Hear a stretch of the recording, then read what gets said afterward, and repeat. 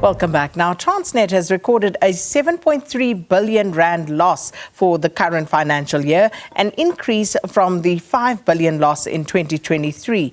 Now, the state-owned entity presented its annual financial results yesterday, also saying that the freight rail has awarded contracts to 3 original equipment manufacturers for restoring long-standing rail locomotives, while efforts are also underway to bring more locomotives back into service.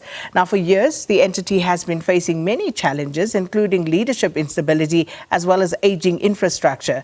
To talk to us more about this, we are joined virtually by Mesela Nhlapo, who's the Chief Executive Officer of the African Rail Industry Association. Thanks so much for your time, Ms. Nhlapo. Welcome to Morning Live. Good morning. Good morning to Morning Live viewers. So firstly, just to reflect on the announcement that was made yesterday by Transnet about their latest annual results, reporting a loss of 7.3 billion, notably up from around 5 billion last year. Your take on that? Sakina, for us, it's not surprising that the numbers stand where they are, because this is a recovery period. And if you look 3 years back, there was a time where a 5 billion rand profit was declared, of which it was not, we believe that at the time it was not the true picture of what the financial statement is supposed to be.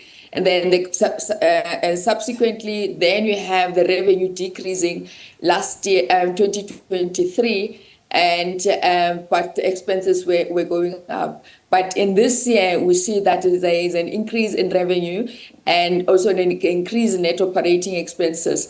And that affirms that we need to spend money in order for us to bring more money into Transnet. And I think that is important that we don't treat Transnet in isolation. For us, it's Transnet and all those companies that are members of the association rely 100% on the functioning of Transnet. So it's not only a loss to Transnet, but it's a loss to the industry, but we are picking up. And most of our members have started working, and I think that is the important thing that needs to be taken into consideration, that it's not about job creation, but about job preservation first, then creating jobs.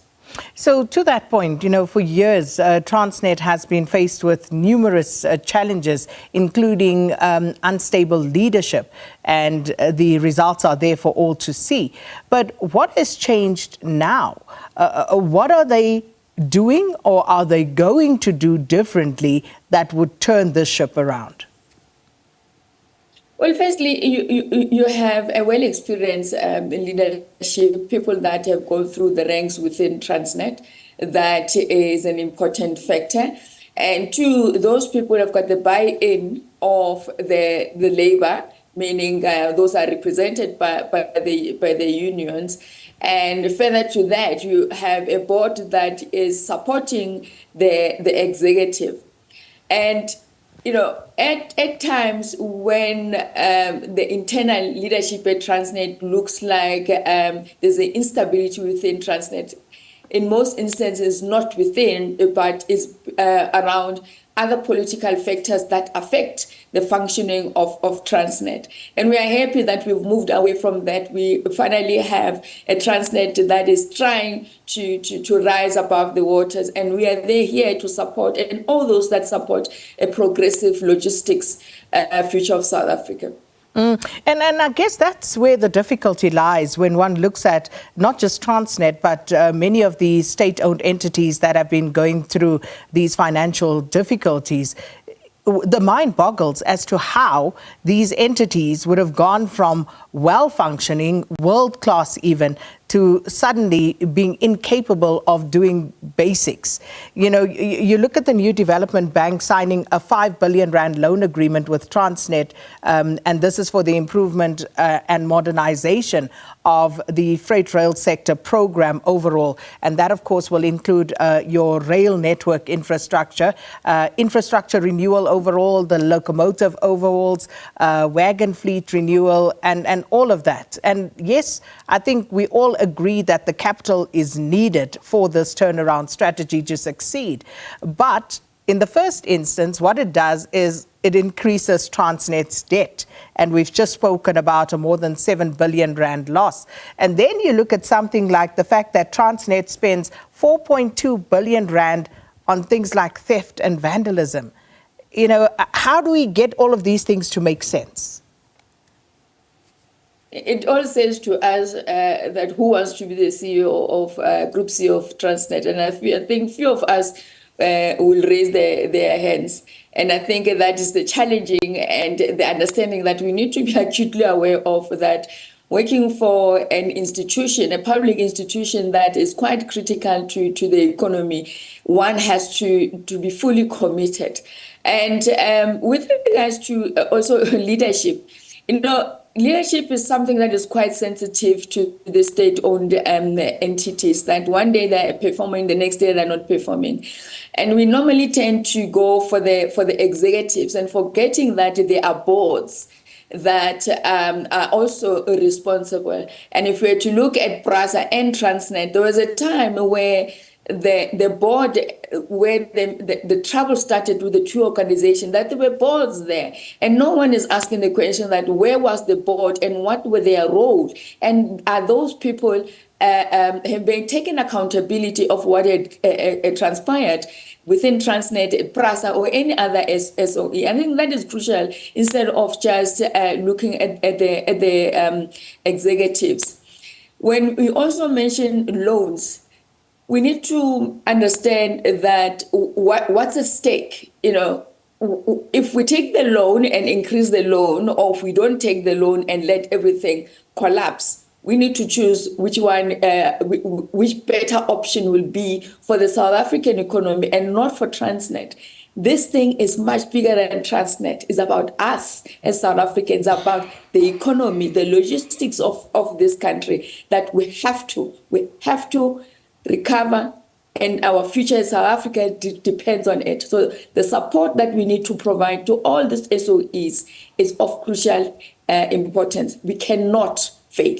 And I would have to agree with you. You cannot overemphasize the importance of a functional Transnet to the broader economy. However, and going back to the example that I stated of this 4.2 billion rand that Transnet spends to deal with theft and vandalism, what's the point of taking out new loans if you can't deal with simple, and I would like to say simple operational issues here, because one would like to think that if you can secure, your assets, you should be able to take care of such things. The mandate of Transnet, let's say TFR in this instance, particularly on the network, is different from that of providing security. And I think security problems are simply out of line. Can we, as the public, including the intelligence, the police, work together to assist Transnet? Because it's not only their problem. If we're saying we're spending 4.2 billion rands on security-related incidences, that is not Transnet's money. That is your money. That is my money. But exactly. Where are all this cable going? So are we going to point it out to Transnet, or are we going to look at us as South Africans? Because it's not like we're blind. We live in a society where there's rampant crime, and it hits us in the pocket. Absolutely. Let's think about that. But Transnet. It's both, Ms. Nhlapo. It's not an either or. Yes. Transnet, on their part, cannot keep taking out loans. They cannot keep throwing good money after bad by saying we can't take care of security, and therefore, when things happen, they happen.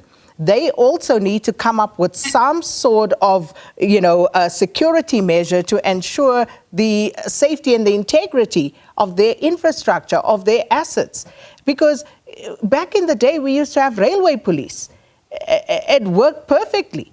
Why aren't we looking at ways of securing this infrastructure? Sakina, between government and private sector, there has been a joint effort to deal with the security-related incidents, and those that cooperation between private and public sector is bearing fruit. And I think in the future, when you start reporting on the incidences, it will be we're looking that this will be reduced over time, and it's a concerted effort for all parties concerned. But I also wish to point that, the mining industry has been such a fantastic partner, particularly when it comes to assisting the operator to secure the network. And I'm not saying that no one else in Transnet is not responsible. I'm just saying that yes, they're responsible, but they need support. And they need support that has a different view on the problems, and that view would have been that this problem is much bigger than Transnet. We all need to gather together and ensure that we protect our asset, state asset, not only Transnet, wherever though it is pipeline, it's the power stations, state assets needs to be protected because those assets belong to the people. So how much do you think, Ms. Nhlapo, is needed? How much do you think will be sufficient to stabilize and fully restore Transnet's rail network infrastructure? Look, where we find ourselves it was not done overnight, and also to recover it won't be an overnight remedy.